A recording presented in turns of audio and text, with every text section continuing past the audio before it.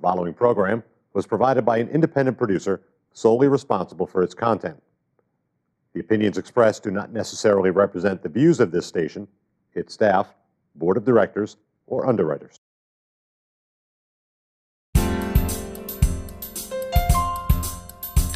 Once again, welcome to Beyond the Garden Gate. Today's visit takes us to a very special garden, where every tree is a living tribute and memorial to those who have touched this gardener's life. She also shares with us helpful hints on water conservation, and we certainly needed those ideas for this season's drought. Not only that, but this garden has also been certified as a backyard wildlife habitat. So come along and see what we can learn today. Good morning, I'm Linda Temperino. Welcome to another episode of Beyond the Garden Gate. We're here in the garden of Rosalind Citino, and it's a beautiful autumn morning. The sun is just starting to pop out. So tell me, Rosalind, this is a garden very unique for this area. It reminds me of Florida, where everyone has this, no lawn, they have stones. And you've got plenty of stones here. Yes, I do. When I first moved here in 2002, my original intention was to go as zero-scape as possible without having any chemicals or using a lot of water. So after having battled the grubs and the moles and the lack of sun, that was my incentive to just dig everything up, put layers of newspaper down, put layers of black cloth down, and then start with the gravel and the hostas and the mulch. How many tons of stone did you have brought in? Well, in the front yard, it's 9 yards. 9 yards. In the front. Of course, there's a lot more in the back, which you're going to be able to see. Mm-hmm. Great. And did you do all the designing yourself? Oh, or yes. Did you have help? I did all the designing, but the gravel, of course, was brought in by a professional. Great. Did you ever live in the Southwest? No, I did not. I come from central Columbus, Ohio. Oh, so you just didn't want to put up with the bugs and the chemicals? I did not. Well, you're right in tune with, this summer, what was your water bill like? It was a lot less than most people. Than your neighbors, yeah. Than my neighbors. As a matter of fact, I laugh when I see them with their yellow lawns. I don't have to worry about it. No, you got a white lawn. I have a white lawn. And it looks very lovely, very lovely. But over here in the corner, something caught my eye. Yes. It's a lovely, what's the word? Sculpture. Sculpture. Yeah. And who did that? My son, Mike Oster, did that as a Mother's Day present from me about 3 or 4 years ago. Wow. Well, let's take a walk over there so we can get a peek. Okay, I do have to give a shout out to my daughter, Karen, who brought in all the rocks over there. Oh, we'll have to get a picture of that. Yes.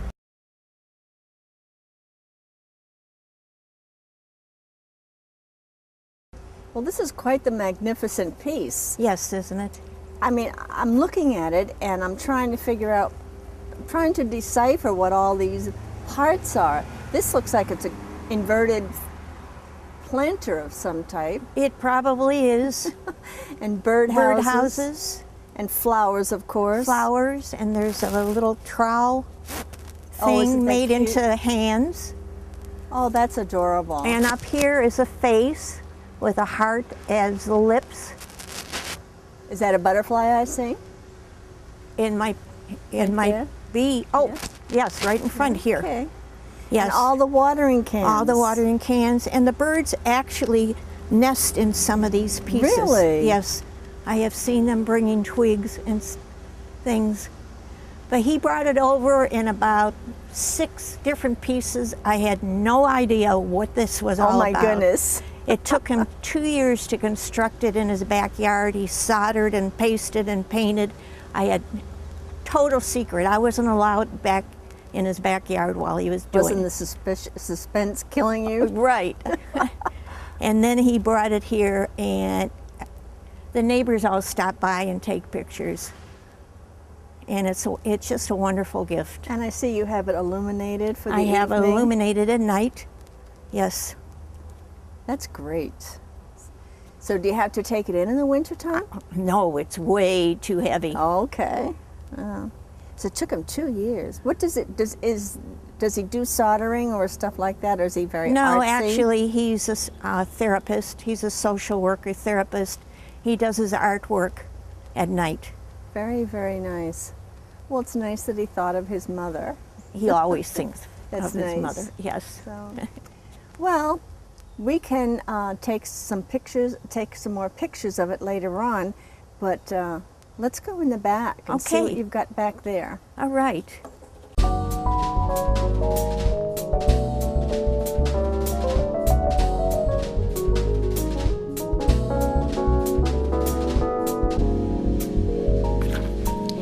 What a wonderful surprise this must have been for Rosalind from her son.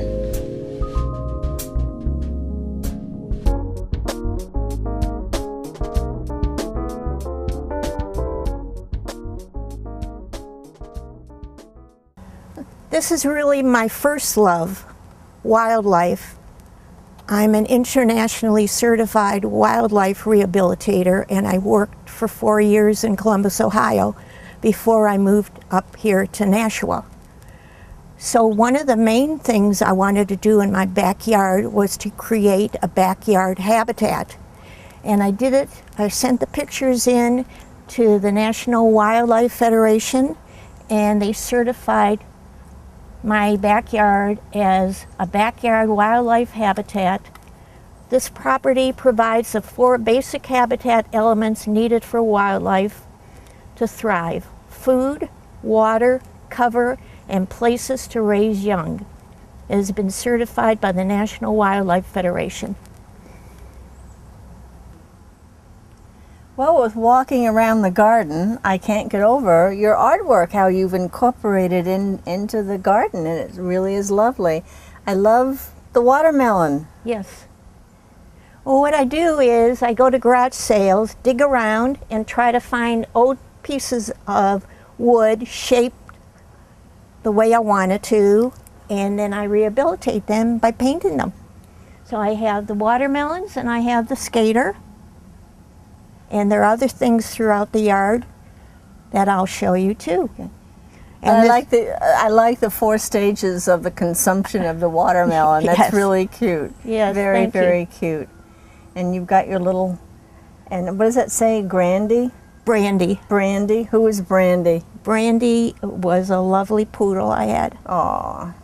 So, I have rocks all over my yard for where my animals are buried. Yes. Yeah. And this crab tree was a baby when I planted it about 10, 12 years ago, and look at it now.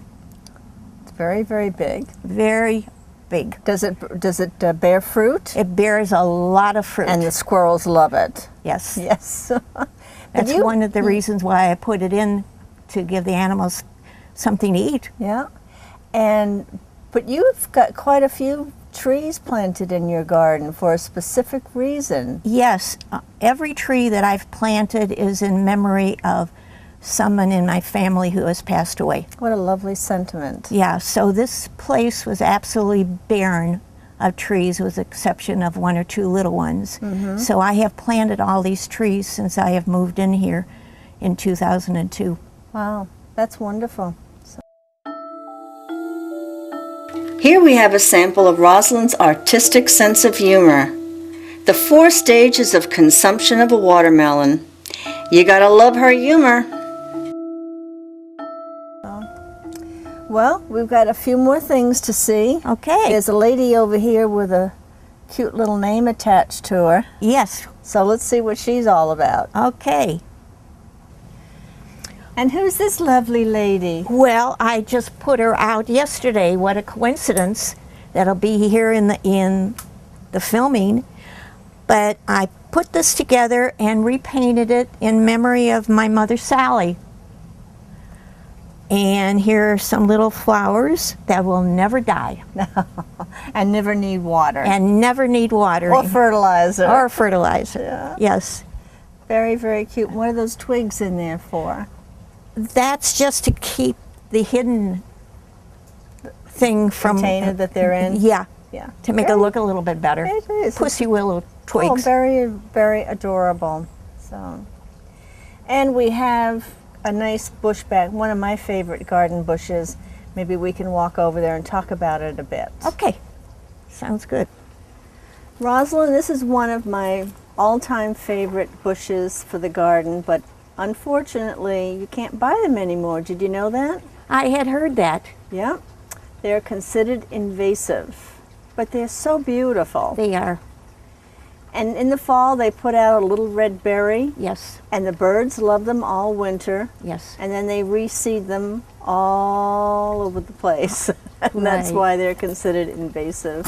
Well, this was a little baby when I moved in. I did not plant it, and I keep on cutting it back, and it keeps on growing, and it's just magnificent at the end of fall and the winter. And as you say, the robins nest in it, and that's one of the reasons why I keep it, because it helps with the wildlife. But speaking of another invasive plant, in Ohio we're not allowed to plant Rosa Sharon. Really? Yes, because it is so invasive that it clogs up septic tanks and sewers, and you're not allowed to sell it at all. Wow. See, it turns this pretty red. The whole bush will be that way Yes, in about a month. yeah. And they're just absolutely magnificent. And this is a big one. This must be, what, 8 feet? Well, I'm 5 foot. You are? Yes, Okay. exactly. Well, I'm getting there. So, okay, well, you've got more to look at, so let's keep right on walking. Okay, These boots were made for walking. all right. Whoops. You can cut that out. Okay. Tell me, Rosalind, this looks like a new addition, this tree. It is. I'm originally from Cleveland, Ohio, and this is a Cleveland pear, which I bought in Nashua in memory of a family member who is buried in Cleveland. I couldn't bring him here, of course, so I planted a tree in his memory. Oh, how nice. And will that actually bear fruit? Most of my trees are flower bearing, except for the crab tree that bears crab apples, but I try to have a mixture between bearing fruit and the flowers. Because pears will grow here. A friend of mine has Yeah. one in her yard. But probably she's have like to- you. She doesn't pick the fruit. She just leaves it for the deer. But we don't have deer in this neighborhood. Oh, I had one about, must have been the end of spring, right down the street, ran right in front of my car. Really? Yeah. I went in- haven't seen deer around here in 15, 20 years. I know, I was shocked. Wow. And how big will that get, do you know? I'm not really sure. It probably, given everything that's growing so well here, it'll probably go to 20 feet. Wow. Now you just planted that this year? I planted it last year. Last year. Did you have to bring it some water because it's so tender, with Yeah, everything you plant for the first time has to be watered profusely. Yeah. But after the first year, I don't water at all. You know, it's a great hint for this drought season. A friend of mine is doing this. She takes her dehumidifier, and when she has to empty it, she takes it out to one of her trees or her Yes. urns or something, and she uses that water. Isn't Yes. that clever? Yes, I used to do the same thing. Really? Yes. Yeah. It's kind of heavy. You would have to divide it up into several cupfuls, whatever, so you can actually carry it out in the backyard. But I used to do that all the time. What else do you have growing back? I see a little path going off to the side. Yes, that I allow to just go wild for any of the animals that come in here. I have a possum living under the shed, and unfortunately she ran away from me, dropping one of her babies.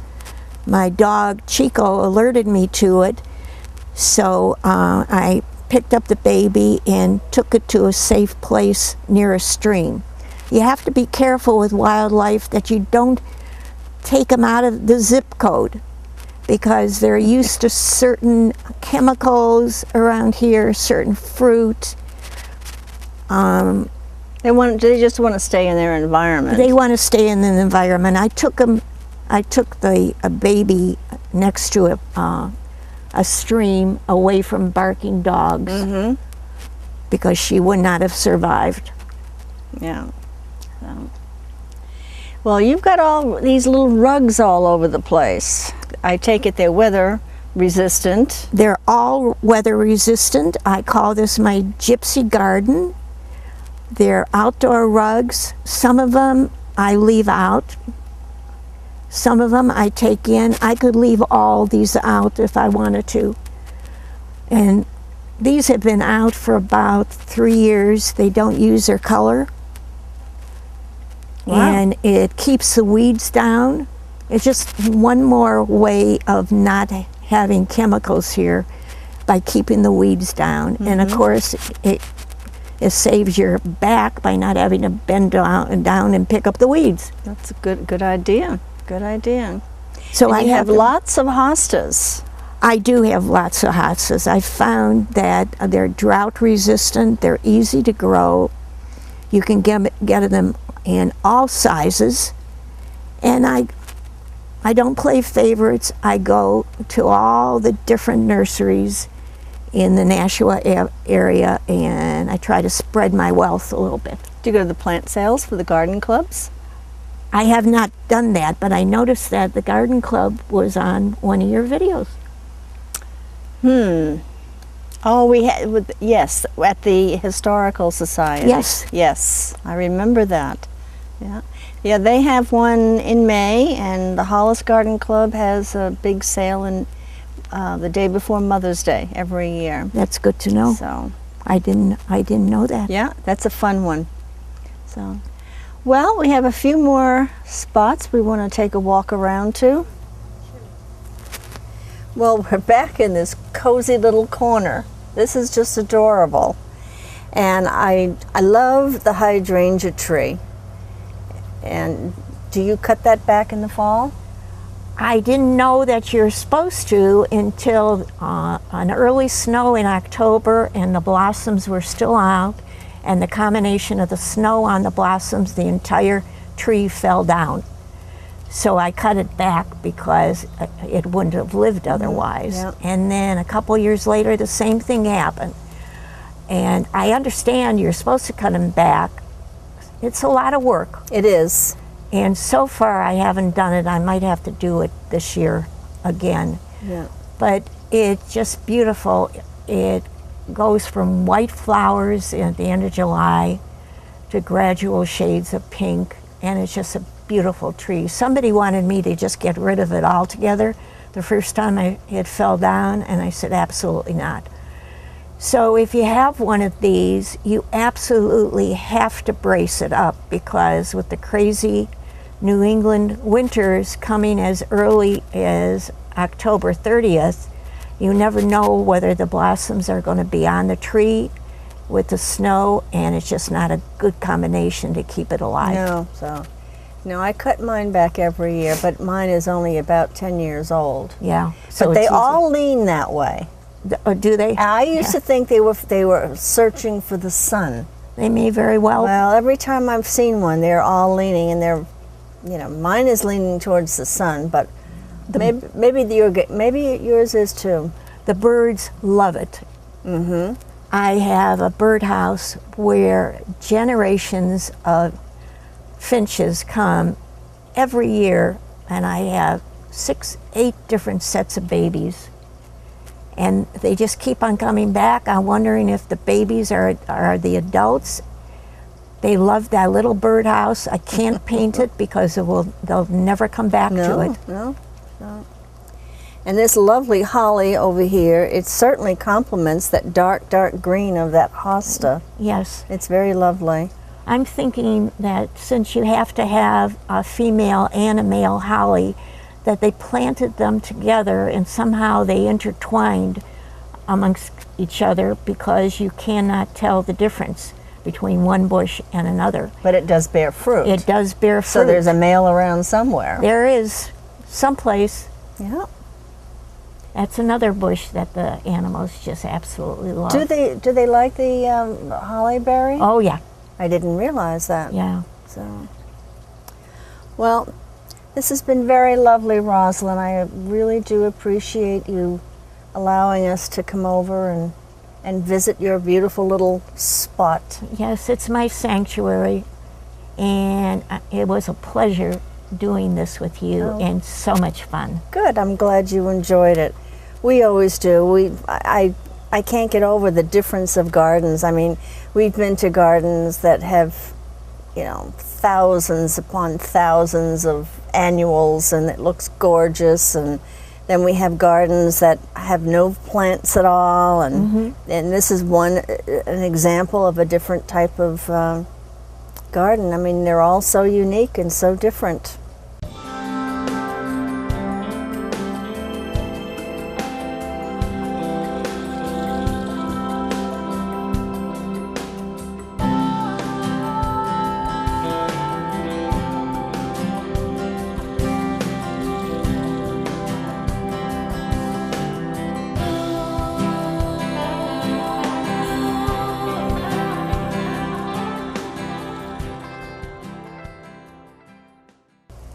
So, okay, well, thanks again. You're welcome. Okay.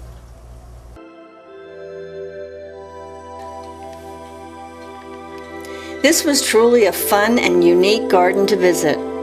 Thanks again, Rosalind, for inspiring us on how to conserve water and aid the environment.